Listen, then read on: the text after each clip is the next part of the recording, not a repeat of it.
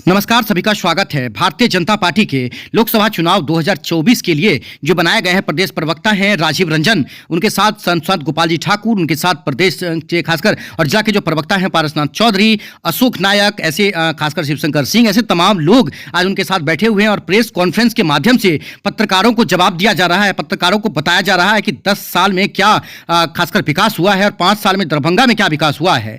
दरभंगा में बीजेपी के मीडिया प्रभारी राजीव रंजन और उनके साथ सांसद गोपाल जी ठाकुर यहां प्रेस वार्ता कर रहे हैं। उन्होंने सिर्फ मोदी के काम का गुणगान किया है, बल्कि आपको बता दें कि पिछले किए गए सभी कामों को भी गिनाते हुए इस चुनाव में किए जाने वाले वादों को भी बताया है। इसके अलावा एक तरफ जहां बीजेपी के मीडिया प्रभारी राजीव रंजन राजद को न सिर्फ परिवारवाद पर घेरते नजर आए, वहीं लालू जी, उसके बाद राबड़ी देवी और तेजस्वी यादव, अब इस चुनाव में नया एक और प्रोडक्ट उतारा गया है। उनका निशाना लालू की बेटी रोहिणी पर था, हालांकि उन्होंने रोहिणी का नाम नहीं लिया। इसके अलावा उन्होंने तेजस्वी के चुनावी मोड वादे में प्रत्येक वर्ष 1 करोड़ लोगों को सरकारी नौकरी देने के वादे को खारिज किया है और इसे झूठा बताया है। लोगों को दिग्भ्रमित करने और गाल बजाने वाली कहावत से जोड़ दिया है। इंटरव्यू सुनिए और जानिए कि आखिरकार जो प्रेस वार्ता है उसके माध्यम से उन्होंने राजद के कद्दावर नेता जो हैं, जिनको टिकट दिया गया है ललित यादव, उनके ऊपर सीधा प्रहार किया है। अब ललित यादव और राजद के लोगों को भी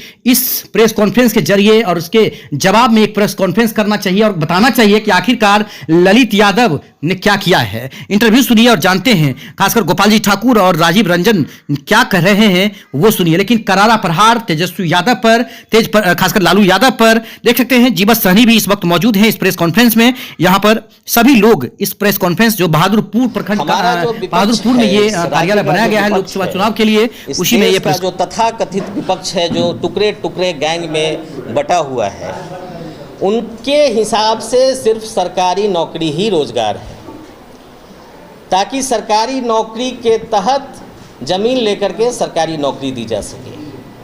हमारी मंशा लोगों को जागरूक करना है, लोगों को मजबूत करना है, लोगों को स्वरोजगार सृजित करना है, लोगों को स्वावलंबी बनाना है, लोगों को मजबूत बनाना है। और रही बात हम लोग सरकार में रहते हुए आज बिहार के अंदर भी इतनी सारी बहालियां हुई जिसकी थपथपाहट ले रहे हैं हमारे विपक्ष के युवराज। 4 महीने तक उनके मंत्री कार्यालय नहीं गए। एक फाइल पर हमको शिक्षा मंत्री जी का दस्तखत दिखा दीजिए, एक फाइल पर उनका ऑर्डर दिखा दीजिए, एक फाइल पर उनका डिमांड दिखा दीजिए।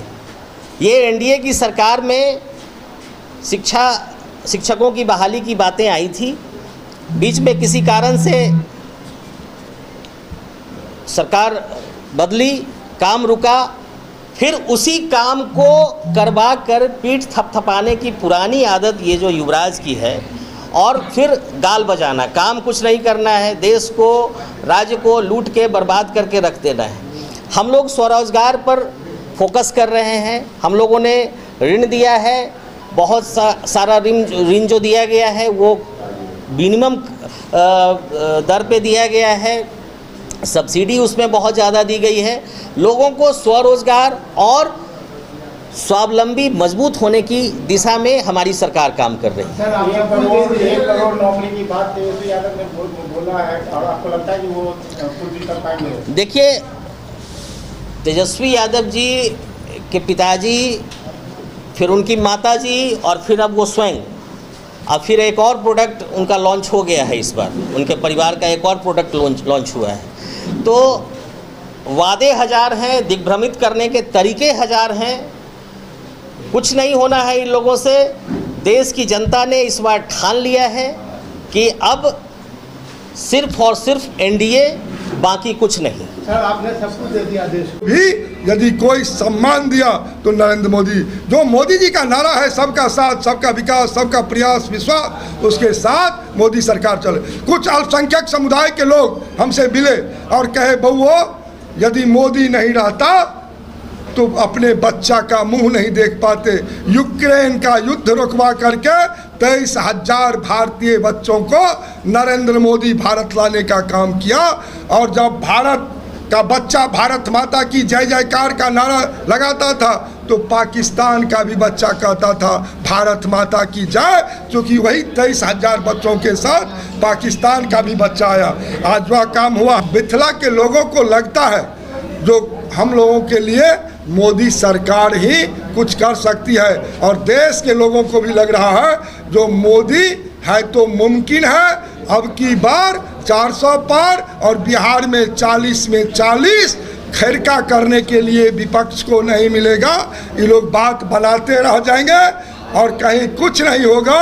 और दरभंगा लोकसभा क्षेत्र में पहली बैठक हम आप लोगों के साथ प्रेस में बैठे हुए हैं, पहली दफ़े हम आपको बता देते हैं 80-20 की लड़ाई यहाँ है।